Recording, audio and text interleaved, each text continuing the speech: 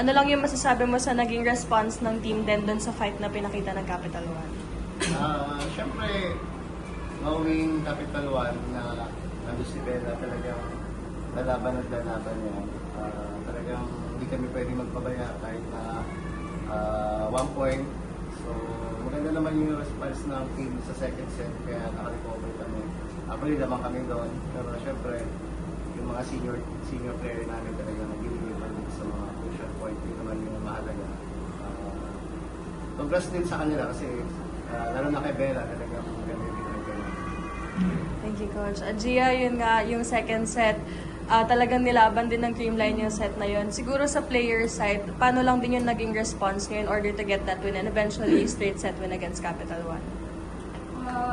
I think we made a string of errors kasi that caused that lead in the second set for Capital One. So, kailangan talaga namin mag-relax in the first place kasi medyo namamadali nga namin yung sitwasyon. Kahit we put ourselves in good situations pa hindi namin nakakonvert or bad situations tapos hindi namin inaayos. So sila coach, very timely yung instruction nila na basta bumalik kayo sa sistema kasi the system works. So tinrabaho talaga namin isa-isa na pagka may sitwasyon na pinractice namin, mag-stick kami sa game plan and buti na lang nakadikit kami at nalaban namin hanggang dulo sa second set. Thank you. For Gemma, unti-unti mo na rin nakukuha yung rhythm mo sa games, especially nung second set and third set. Ang dami mong sunod-sunod din na points. Siguro paano mo lang din minomotivate yung sarili mo, especially nung last conference di ka nalaro and now talagang buwabalik na rin yung form mo. Sorry, may budaga ako sa team. Nagsistart naman po yan sa training. So, doon talaga kung ano yung mga instruction coach, ano yung bibigay ni coach, talagang ginagawa ko yun. And then, siguro nag-focus talaga sa skills. Ganyan, kung mag-receive ka, paano. Kumbaga, walang iniisip kundi yung kung ano yung unang gagawin. So, nagpapasarap din ako, syempre, kaya na coach din na bibigyan ako ng chance na maibalik ulit yung laro ko. And syempre, yung mga teams. Gemma, nung second and third na alam mo yung Capital One, take charge ka rin, maraming sunod-sunod yung photos mo. Kumbaga, take us through lang ano yung tumatakbo sa isip mo na.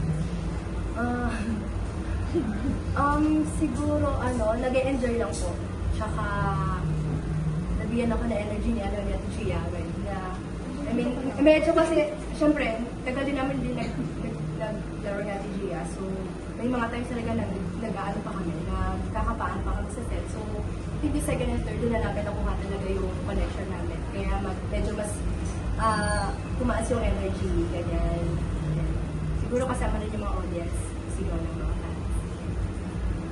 Coach, sabi niyo po nung last game, yung parang goal niyo ngayon is huwag kayaan si Bella mag-dominate ng game. Tingin po gano'n kayo ka-successful doon? Given yung result, pero doon po sa mismong performance, tingin po ba na-achieve naman po ng team? Actually, target talaga namin yung gano'ng situation na medyo makontrol namin si Bella. Happy ako kasi yung mga last na rotation ni Bella medyo madalang yung photos niya. Kahit na sunod-sunod yung photos niya, importante kasi sa mga crucial points medyo ma-stop namin talaga si Bella. I think successful naman yung ano namin, yung goal namin para kay Bella. Pero knowing Bella, talaga hindi rin talaga siya bibitaw. So naging maganda lang siguro yung composure ng team pagdating kay Bella. So I think nakuha naman lang. And for Gia and Gemma, having been teammates na rin with her sa national team, how much harder is it for her to be your competitor ngayon than it was being teammates with her? Well, yung number one kay Bella dyan, she's very competitive, like what we expected. As much as we want to put a stop to her scoring, and I expected namin na she will keep scoring and she will fight until the end. Yun, parang iba kasi yung experience na meron si Bella ngayon coming from yung international state niya rin and paano niya rin dinadala yung Capital One. And of course, with the help of yung coaches nila, na she's blossoming to be an all-around good player na kind of yung team niya. So, I don't know, it was quite hard to stop her when she's on a run. Pero wala, team effort talaga to stop someone like her. I think nakaka-challenge lang kalaban si Bella. Kasi, syempre, film line talagang mag-work din talaga as a team.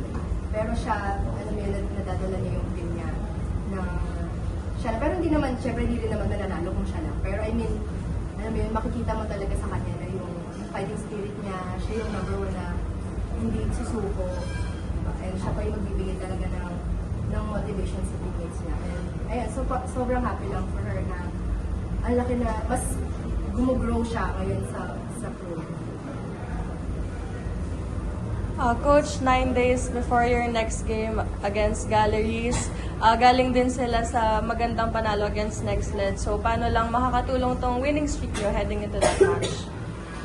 Nakitulong yung last game namin ngayon kasi medyo dikit siya. Yun nga, napag-usapan niya namin sa team na talagang kailangan namin i-push yung game ngayon dahil after this, medyo maganda yung magiging situation namin sa rest.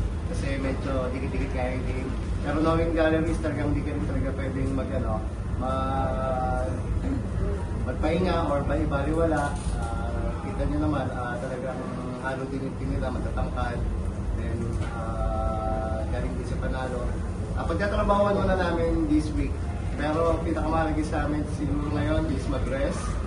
I-mindset namin na gumaling din yung mga ubo namin.